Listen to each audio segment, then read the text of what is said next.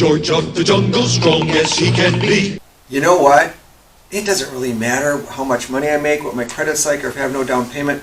I know that my dad's going to co-sign for me to get a mortgage. That's going to help, isn't it? Maybe not. Thanks for coming into thecreditjungle.com. This is George Anderson. And yeah, a co-signer is a very, very effective way to help somebody get into a home, but it only does one thing. Want to guess what that is?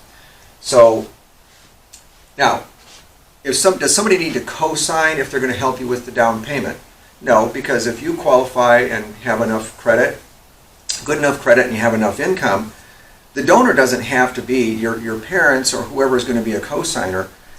They don't have to be on the loan with you. They can just gift you the money. And so that's fine. So that's not necessary to have a co-signer. What most people get confused about is that they think that if their credit is lower, that if I've got a 600 credit score and my parents have 800 credit scores, won't I be able to qualify for a loan with a 700 credit score? Don't we just split the difference and take the average? The answer is no.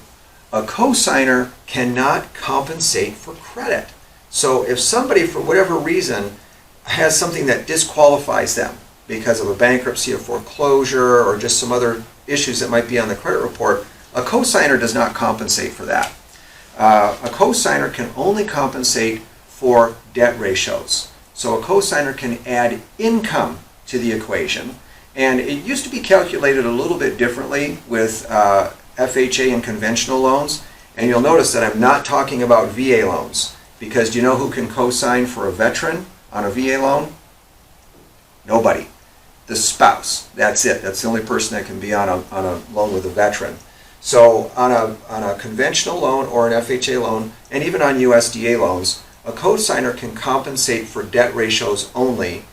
But if you have a co-signer that, even though they've got great credit and everything else, if they've got a lot of debt, all those debts, so you have the total income of the borrower and the co-signer, and you have all the debts of the borrower and the co-signer, and all that gets thrown into the basket to figure out what those debt ratios are. So it's not always a solution. And then the other question is, well, who can be a co-signer? Well, for the most part, what they want it to be is family. So what does that mean?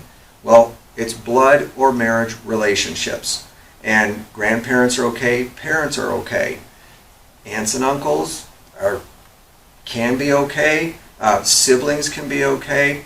But like cousins, no, they can be a donor of a gift, but not really a co-signer on a mortgage loan.